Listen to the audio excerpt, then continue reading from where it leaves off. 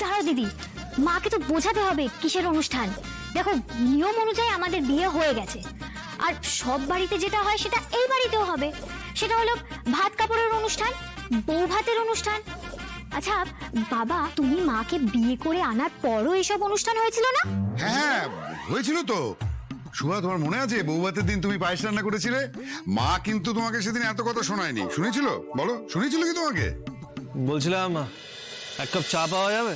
হ্যাঁ, আমি এক কাপ কড়া করে চা খেতে চাই গো।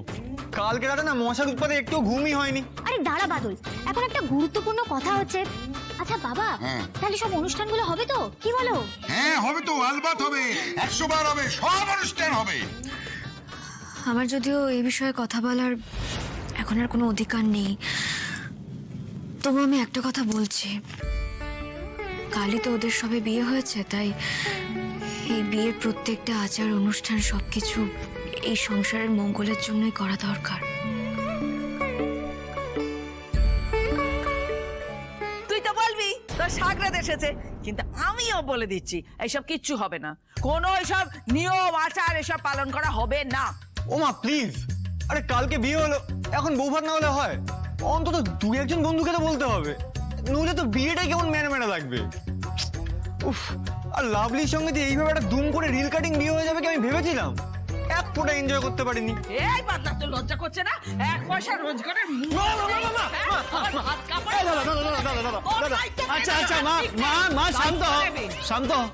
বিয়ের সময় তো আমিও কিছু রোজগার করতাম না, কিন্তু এখন ধীরে ধীরে সব করছি তো। বাবা, তুইও হাতে হায় মোলাচ্ছিস সকলের বাবা। না মা, আমি হ্যাঁতে হ্যাঁ মেলাচ্ছি না, আমি শুধু আমাদের দায়িত্বের কথাটা বলছি।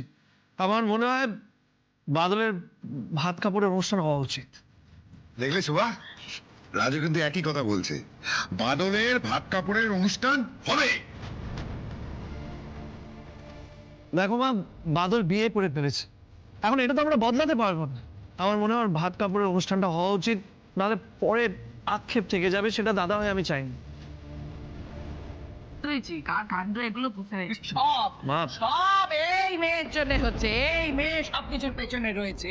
আমি বুঝতে পারছি না ভেবেছি তো এই ফোন থেকে সব কিছুর জন্য এই অলক্ষী দায়ী, এই অলক্ষী। মা, এই বিয়ের অনুষ্ঠানের ব্যাপার নিয়ে আমার আপনার ছেলে কিংবা এবারের কারোর সঙ্গে কোনো কথা হয়নি।